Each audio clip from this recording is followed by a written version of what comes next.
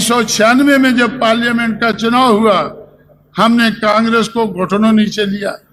घुटनों नीचे लेकर कांग्रेस चिल्लाने लगी कि बचाओ बचाओ।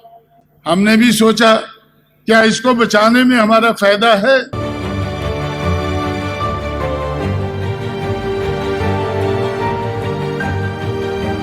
मुझे नजर आया कि इसके दो फायदे हैं।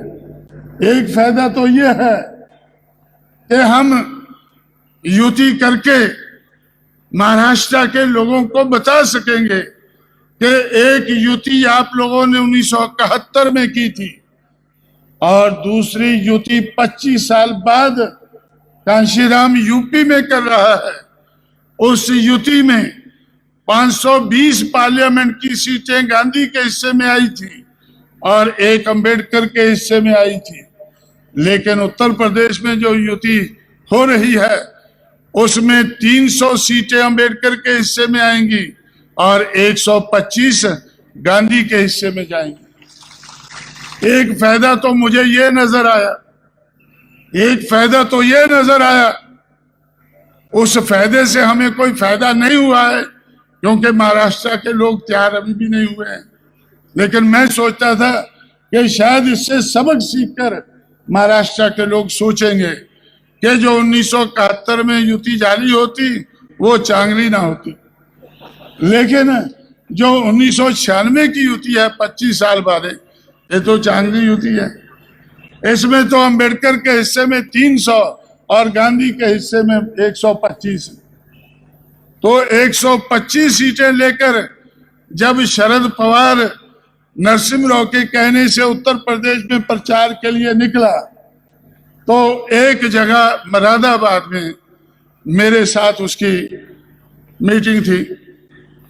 उस मीटिंग में वो दूसरे लोग बोल रहे थे, वो मुझसे कहने लगा कि भाई हमें पता चला है कि बीएसपी ने उत्तर प्रदेश में कानपुर में छत्रपति शाहू महाराज के नाम पर यूनिवर्सिटी बनाई है। मैंने कहा भाई पता तो ठीक ही चला है, आपको पता तो ठीक ही चला था, लेकिन पता आपको कुर्सी टेढ़ी होने के बाद चला है।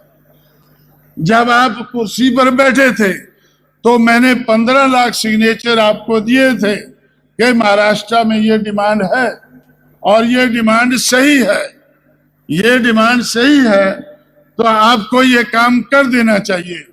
लेकिन कुर्सी पर बैठे आपको ये डिमांड सही नजर नहीं आई। लेकिन आज जब आप उत्तर प्रदेश में मारे मारे घूम रहे हैं और नरसिम्हा के इशारे पर घूम रहे हैं तो तब आपको याद आई है कि भाई ये यूनिवर्सिटी बनी है उधर। तो अब जब हमारी सरकार फिर बनी, मैंने मायावती से कहा कि भाई कहीं हम बार बार हमने अंबेडकर के नाम पर मेले लगाए, शाहू महाराज के नाम पर लगाए और हमने ये पेरियार के नाम पर मेले लगाए, लेकिन जब फुले की बर्थडे आया तो हमारी सरकार नहीं रही, हम सरकारी मेला नहीं लगा सके। दूसरी जगह तो मेले लगाते हैं जहाँ सरकार नहीं होती, लेकिन जो सरकारी मेला होता है उसका तो नजारा ही और होता है।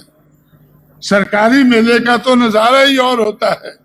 जैसे इस बार हमने कानपुर में जो छत्रपति शाहू महाराज के नाम पर यूनिवर्सिटी बनाई है, जो उसमें हम लोगों ने मेला लगाया, उस मेले को अटेंड करने के लिए हम लोगों ने कोल्हापुर को एक गाड़ी भेजी 20 बोगियों की कि भाई आपको कुछ नहीं करना है, आराम से बैठकर चले आना है। जिन लोगों को छत्रपति शाहू महाराज के नाम पर यूनिवर्सिटी चाहिए, जो मुझे सिग्नेचर इकट्ठे करके देते थे, उनको ले आओ। 1800 सीटें की गाड़ी भेजी कि 1800 कोल्हापुर से ले आओ, 200 पुणे से ले आना। तो उनको आराम से हमने उस यूनिवर्सिटी में, कानपुर में यूनिवर्सिटी में हम लोगों ने उनको मेला दिखाया। छत्रपति शाहू महाराज के नाम पर उनको मेला दिखाया। तो हम सोच रहे थे कि इस बार फुले के नाम पर मेला लगाएंगे लेकिन फिर उस दिन चुनाव आ जाएगा।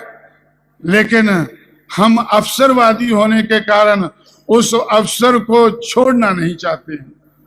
बड़ी मुश्किल से तो हमें अवसर मिलता है। हम अवसरवादी होने के कारण उस अवसर को नहीं छोड़ेंगे और अपनी मूवमेंट को आगे बढ़ाएंगे, अंबेडकर के कार्यों को आगे बढ़ाएंगे। हमें भरोसा है कि हम मरने से पहले अंबेडकर के कार्यों को मंजिल तक पहुंचा के छोड़ेंगे। आप लोगों ने तालियों से मेरी बात का स्वागत किया है। तालियों के साथ साथ कुछ आप लोगों का लगाव भी होना चाहिए, कुछ आप लोगों का सहयोग भी होना चाहिए तो ज्यादा रहेगा। लेकिन मुझे भरोसा है कि हम आप लोगों के सहयोग के बगैर भी इस कारवां को मंजिल तक पहुंचाकर छोड़ेंगे।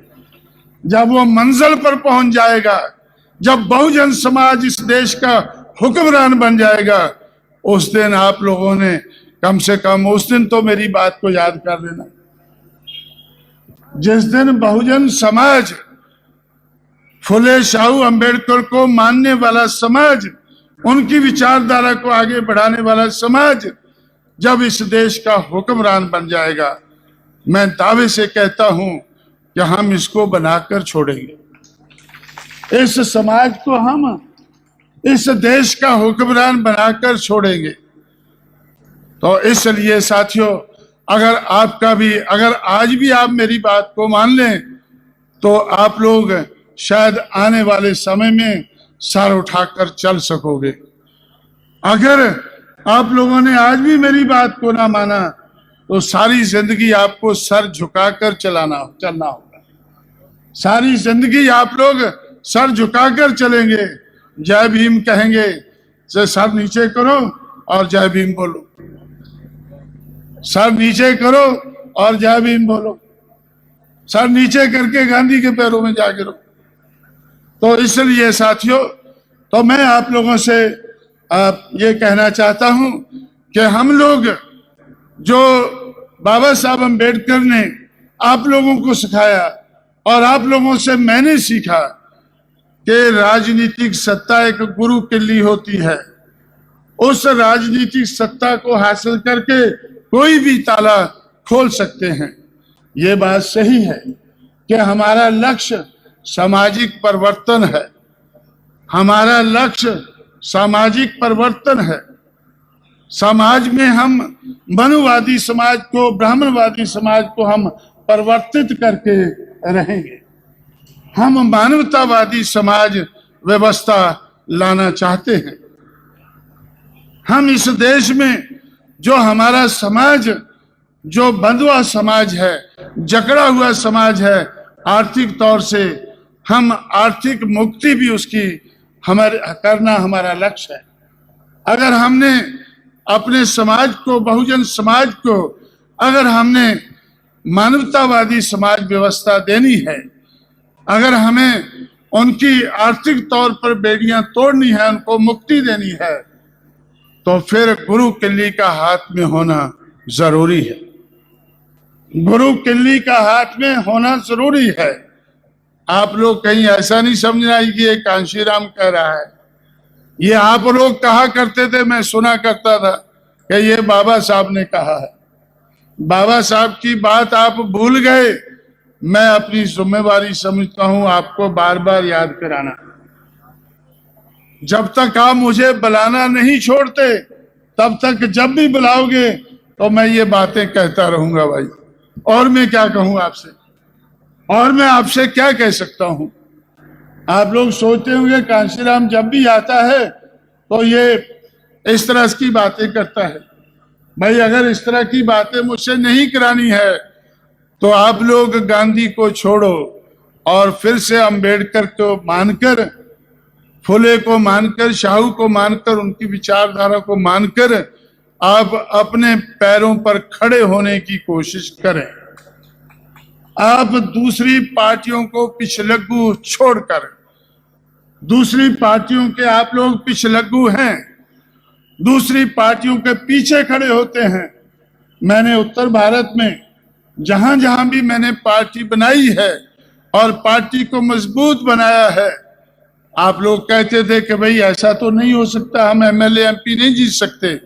एमएलए एमपी जिताए हैं, एक राज्य में नहीं, मध्य प्रदेश में, उत्तर प्रदेश में, मध्य प्रदेश आपसे लगा हुआ है, मध्य प्रदेश, उत्तर प्रदेश, पंजाब और जम्मू कश्मीर, 4 राज्यों में एमएलए एमपी जिताकर आज बहुजन समाज पार्टी को हमने नेशनल लेवल की पार्टी का स्टेटस हासिल किया है।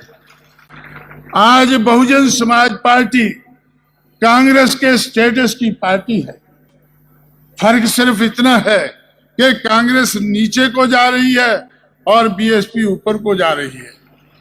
सिर्फ दिशा का फर्क है, सिर्फ दिशा का फर्क है, लेकिन स्टेटस आज दोनों का एक ही है। इसी तरह से जो आज भारतीय जनता पार्टी, जो महाराष्ट्र की, उत्तर प्रदेश की, कुछ और प्रदेशों की रूलिंग पार्टी है, जिस तरह से वो नेशनल पार्टी है, इसी तरह से बहुजन समाज पार्टी भी आज नेशनल पार्टी है।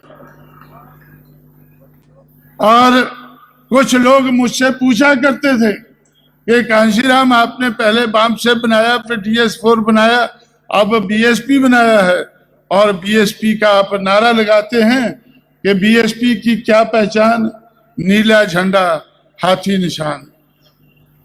वो मुझसे पूछते थे इसका क्या कारण है, ये नीला झंडा आपने क्यों अपनाया है, ये हाथी निशान क्यों अपनाया है। मैं तो सीधा साधा आदमी हूं, मैं उनसे कह देता था कि मुझे कुछ जानकारी नहीं, मुझे कुछ पता नहीं इसके बारे में। मैं तो अंबेडकर की विचारधारा को लेकर आगे चल रहा हूं, और उसने, अंबेडकर ने नीला झंडा और हाथी निशान अपनाया था, और मुझे कभी उनसे मिलने का मौका नहीं मिला है। मैं पूछ नहीं पाया हूं, जिससे पूछा हूं वो मुझे बता नहीं पाया है कि नीला झंडा हाथी निशान क्यों है।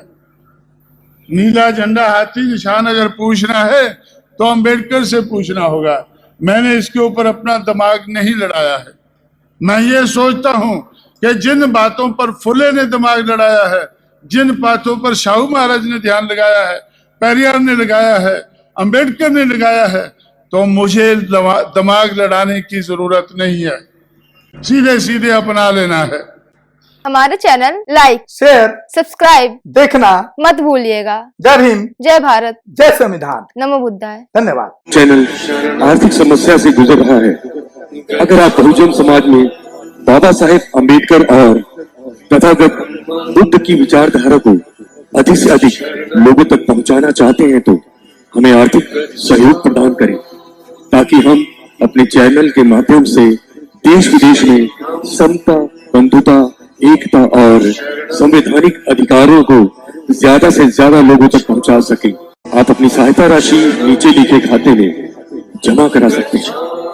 खाता धारक गौतम रत्न, खाता संख्या 3169576865 IFSC कोड SBIN 0060336, बैंक भारतीय स्टेट बैंक। आप हमारे बैंक खाते का विवरण स्क्रीन पर भी देख सकते हैं।